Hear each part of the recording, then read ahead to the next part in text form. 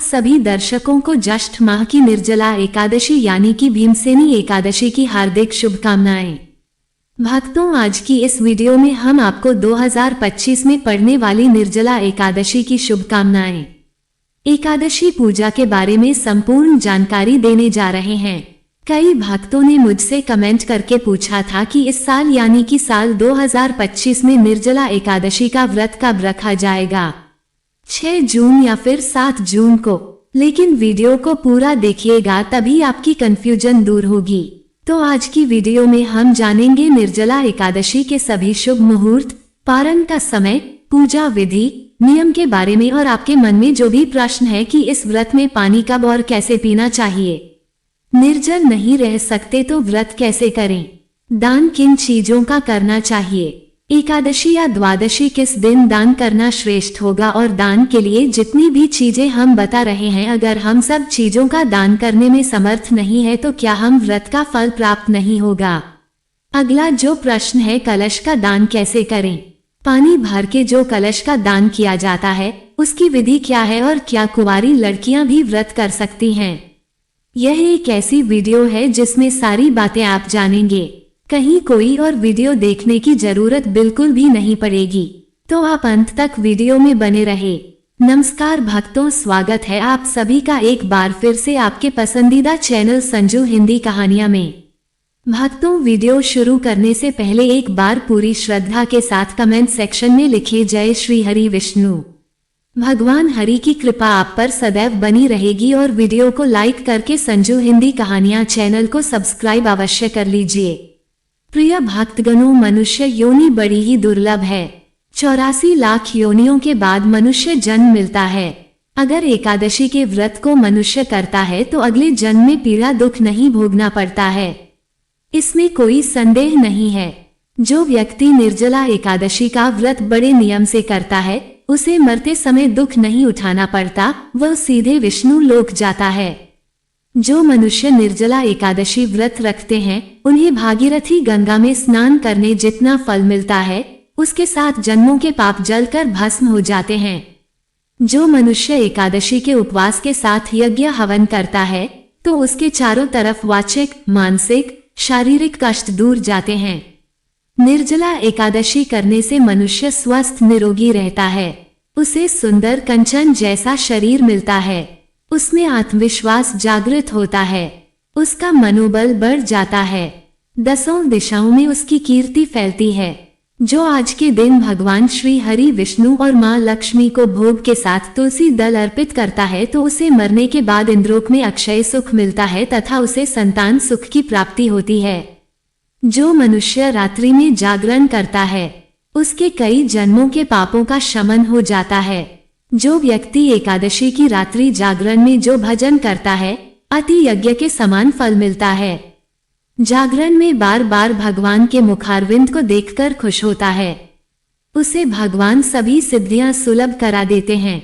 जो भी व्यक्ति एकादशी द्वादशी को जागरण करके दान करता है तो वह कई यज्ञ का फल पाते हैं, उनको 7 जन्म तक गरीबी का मुंह नहीं देखना पड़ता। जागरण में जो विष्णु मंत्रों का जाप करते हैं, गीता को पढ़ते सुनते या श्रवण करते हैं, विष्णु सहस्त्र नाम का जाप करते हैं, वो मरने के बाद विष्णु के ही परमधाम को पाते हैं। जागरण में जो गाय के घी का दीपक जलाते हैं उनके कई कल्पों के पापों का जय उसी समय हो जाता है। जागरण के समय देवता अपने भक्तों के समीप आकर वास करते हैं। जागरण में रामायण का पाठ करने से पूरे परिवार को अक्षय फल की प्राप्ति होती है। विष्णु से बढ़कर कोई देवता नहीं, निर्जला एकादशी से बड़ी कोई व्रत व तिथि नहीं है। एकादशी के दिन अगर किसी की मृत्यु हो जाए तो वह स्वर्ग में जाता है। प्रिय भक्तगणों, इसीलिए ही तो एकादशी को व्रतों का राजा कहा जाता है।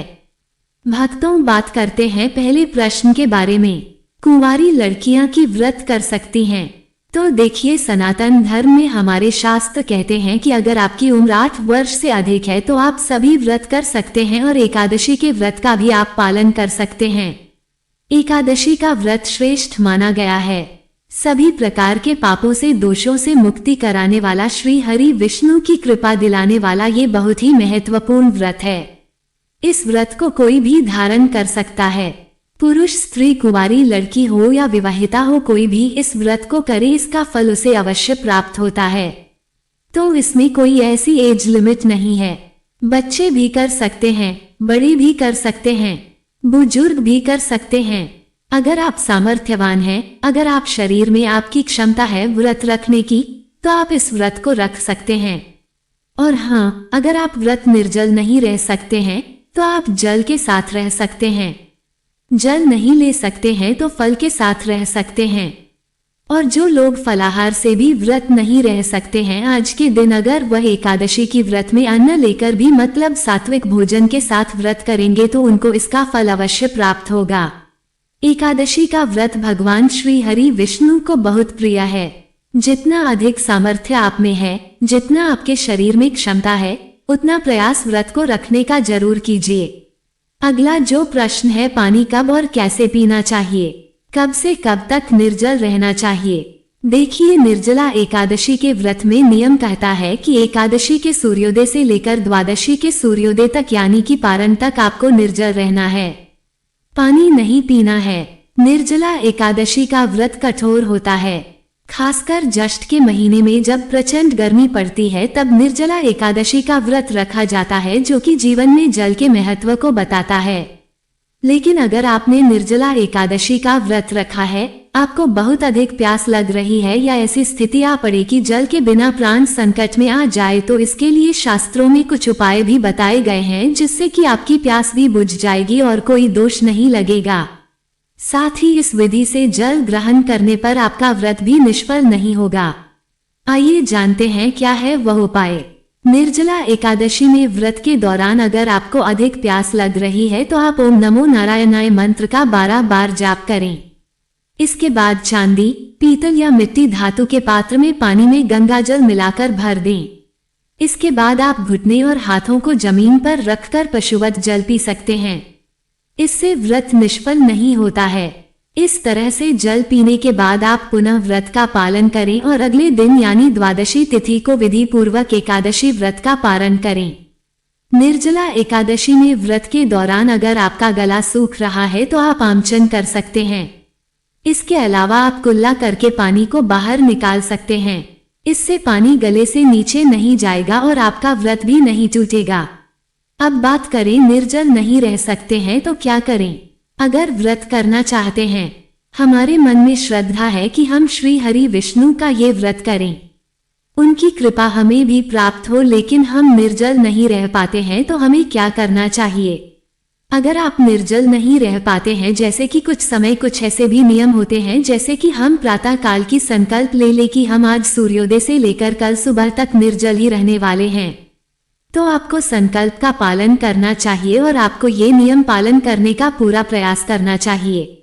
लेकिन अगर आप व्रत में संकल्प लेते हैं कि हम यथासंभव निर्जल रहने का प्रयास करेंगे, जितनी हमारे शरीर में क्षमता है उतना हम प्रयास करेंगे कि हम निर्जल रह पाए, तो आप प्रयास करें जितनी समय आप निर्जल अधिक से अधिक रह सकते हैं। मान लीजिए आप दोपहर तक रह सकते हैं निर्जल, तो दोपहर तक रहेंगे। दोपहर में फिर श्री हरि विष्णु से प्रार्थना कर लीजिए, पूजा आराधना करके आप जल ग्रहण कर लीजिए। अगर आप नहीं रह पाते हैं और आप चाहे तो शाम तक रह लीजिए, मतलब अपने शरीर की आखिरी क्षमता सप्ताह तक हमें कोशिश करना चाहिए व्रत को पूरा करने का।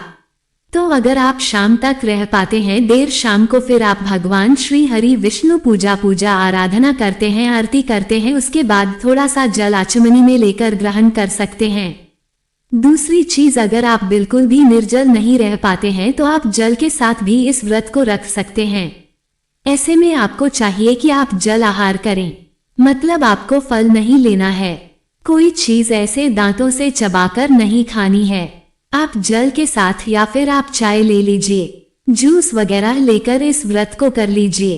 अगर आप बिल्कुल भी निर्जल नहीं रह पाते हैं, शारीरिक रूप से अस्वस्थ हैं, तो आप इस तरह से भी व्रत का पालन कर सकते हैं।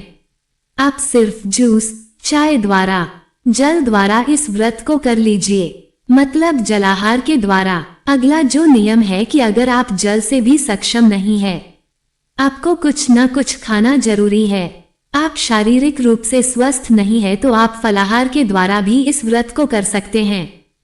फल के अलावा अगर आप बुजुर्ग हैं, आप चाहते हैं व्रत का फल आपको मिले, कुछ तो मिले, जितना भी हम करेंगे कम से कम भगवान श्री हरि विष्णु की कृपा कुछ तो हमें प्राप्त हो, तो ऐसे में आपको चाहिए कि आप एक समय अन्न ले लीजिए, या फिर आप भी जो फलाहारी भोजन होते हैं आप उसे ग्रहण करके भी व्रत के नियम का पालन कर सकते हैं। मतलब आप जितना भी आप प्रयास करें कि आज का दिन आपका व्यर्थ ना जाए। निर्जला एकादशी है, साल की सबसे बड़ी एकादशी है, तो आप अधिक से अधिक अपनी शारीरिक क्षमता के अनुसार भगवान श्री हरि विष्णु की कृपा प्राप्त कर सके तो आप व्रत के जो भोजन होते हैं, फलाहारी भोजन जो होते हैं, आप उसे लेकर के भी व्रत कर सकते हैं। सेंधा नमक ले सकते हैं, और आप जैसे कि व्रत फूड जो होते हैं, कुत्तू का आटा, सिंघाड़े का आटा, इसके द्वारा भी व्रत कर सकते हैं। अगर आप इससे भी सक्षम नहीं है तो मैं आपको कहूंगा कि आप अन्न लीजिए, सात्विक भोजन लीजिए। सात्विक भोजन का मतलब लहसुन प्याज का त्याग कर दीजिए, इससे भी आपको एकादशी का पुण्य फल प्राप्त होगा। व्रत की कथा सुनिए और आज भगवान की पूजा आराधना कीजिए, उनके मंत्रों का जाप कीजिए। अधिक से अधिक समय भगवान श्री हरि विष्णु के चरणों में आप व्यतीत कीजिए। तो आप अगर अन्न लेकर भी इस व्रत को सात्विक विधि से पालन कर लेते हैं तो भी आपको भगवान श्री हरि विष्णु की कृपा जरूर मिलेगी। वैसे निर्जल एकादशी का नियम है कि हमें पूरी तरह से निर्जल रहकर ही व्रत करना चाहिए। तो अगर आप स्वस्थ हैं, शारीरिक रूप से सक्षम हैं कि आपने निर्जल रह पाए तो कोशिश करें कि एकादशी के सूर्योदय से लेकर एकादशी द्वादशी के सूर्योदय तक निर्जल रहे, तभी इस व्रत का संपूर्ण फल हमें प्राप्त होगा। बाकी जो नियम है जैसे जल आहार, फलाहार या फिर अन्न का आहार ले रहे हैं तो इसमें यह हो जाएगा कि आपको एकादशी का कुछ फल तो अवश्य प्राप्त होगा। श्री हरि विष्णु की कृपा तो मिलेगी क्योंकि आपने अपने शरीर की क्षमता के अनुसार प्रयास किया। इस विधि से आप रह सकते हैं। अगली चीज, निर्जल व्रत रह रहे हैं, हमें संकल्प लिया है निर्जल का, लेकिन क्या हम चाय और दूध पी सकते हैं या फिर जूस ले सकते हैं? नहीं। अगर आपने निर्जल व्रत का संकल्प लिया है मतलब जल नहीं पी रहे हैं तो यह कोई विकल्प नहीं होता है कि जल नहीं लेंगे लेकिन हम चाय पी लेंगे, दूध ले लेंगे, जूस ले लेंगे और हमारा व्रत फिर भी निर्जल कहा जाएगा। नहीं, ये बिल्कुल गलत है। अगर आप निर्जल हैं मतलब आप सिर्फ निर्जल है। आप आचमनी से ही जल ले सकते हैं। जो पूजा के समय आचमनी नहीं ली जाती है तो इसी तरह से हमें निर्जल रहना चाहिए और व्रत अपनी शारीरिक क्षमता के अनुसार ही रखा जाता है। तो अगर आप अपने शरीर से पूरी तरह से स्वस्थ हैं तभी आप पूरी तरह निर्जल का संकल्प लें, और जो एकादशी निर्जला एकादशी का व्रत कर रहे हैं तो आपको प्रयास करना चाहिए कि पूरी तरह से निर्जल रह करके व्रत करें। मतलब एकादशी से द्वादशी तक निर्जल ही रहना है। कुल मिलाकर अगर आपने निर्जल व्रत का संकल्प किया है तो आपको पारण के समय जल लेना है। बाकी आप अगर शारीरिक क्षमता के अनुसार निर्जल या जलाहार ले रहे हैं तो आप बिल्कुल जल ले सकते हैं। अगर आपसे नहीं रहा जा रहा है पूरे समय तो आप जल ले सकते हैं। अगला प्रश्न आपका है, दान किन चीजों का करें? आज के दिन आप गौ का दान कर सकते हैं, स्वर्ण का दान कर सकते हैं। भूमि दान का महत्व है और आज के दिन दान में आप अपने सामर्थ्य के अनुसार अन्न का, वस्त्र का दान कर सकते हैं, फलों का दान कर सकते हैं, सब्जियों का दान कर सकते हैं। अब जैसी आपकी सामर्थ्य, जितना आपके पास धन की क्षमता है उस हिसाब से आपको दान करना चाहिए। एकादशी के दिन जल दान का आज विशेष महत्व है, तो जल का दान आप अधिक से अधिक कीजिए क्योंकि जल दान से ही सर्वश्रेष्ठ फल की प्राप्ति होती है। निर्जला एकादशी के व्रत में तो जल का दान आप अधिक से अधिक कीजिए। जीव जंतुओं के लिए पानी की व्यवस्था कीजिए। आप अपनी छत पर किसी पात्र में जल भर कर रखें जो कि पक्षियों के लिए पानी की व्यवस्था हो जाएगी। अगर आप पर राहगीरों के लिए पानी की व्यवस्था कर सकते हैं, प्याऊ लगा सकते हैं या कहीं पर भी आप शरबत बंटवा सके, बोतल में पानी भरकर दे सके किसी भी जरूरतमंद को, प्यासे को, तो बहुत श्रेष्ठ फल की प्राप्ति होती है।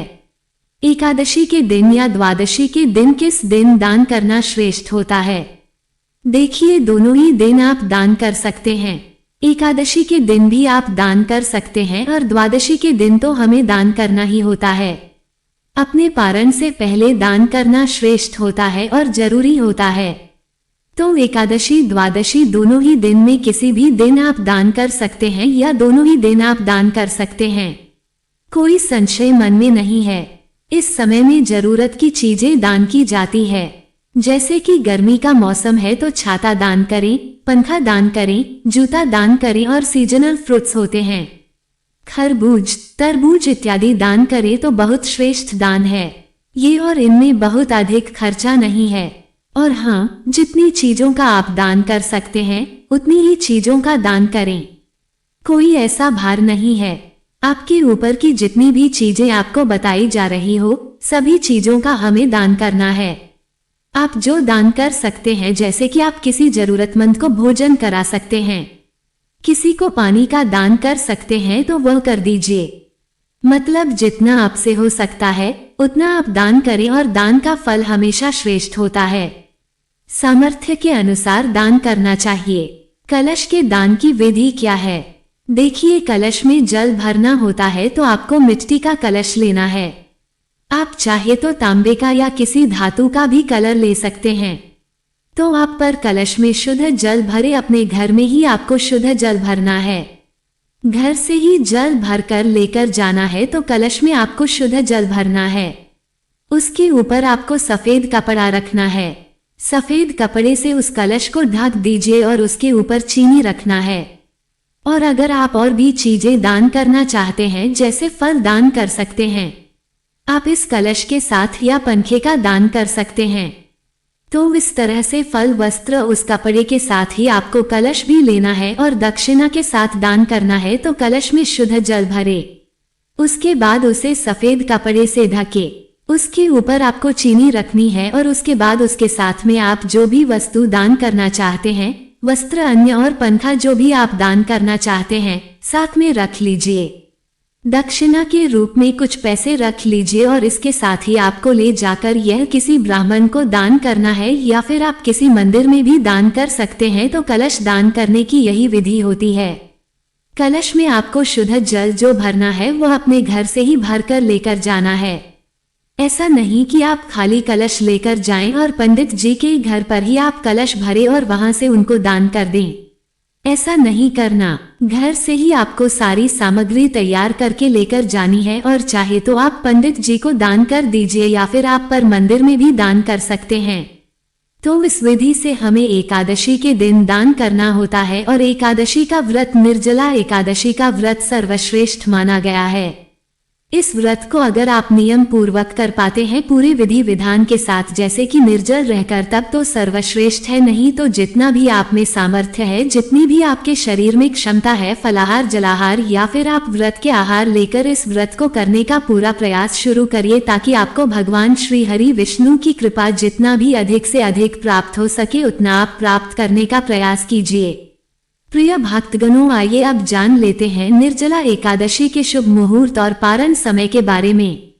लेकिन अभी तक आपने वीडियो को लाइक नहीं किया तो वीडियो को लाइक करके चैनल को सब्सक्राइब अवश्य कर लीजिए।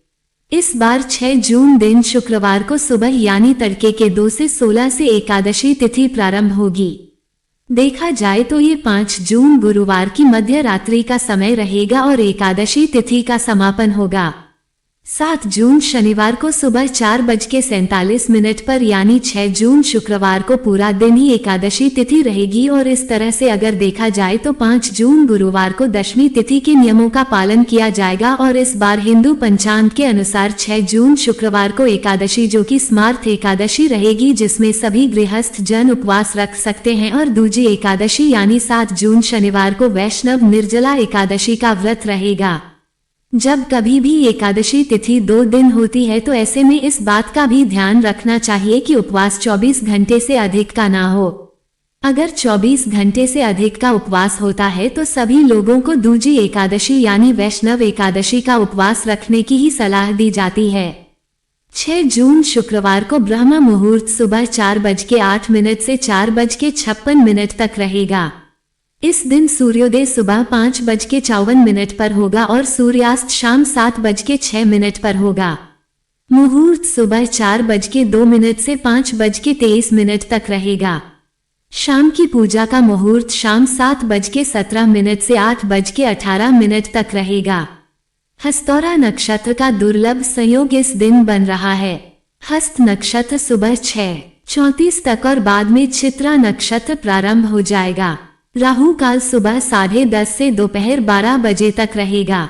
द्वादशी तिथि 7 जून शनिवार को सुबह 4:38 से लेकर 8 जून रविवार को सुबह 4:38 तक रहेगा।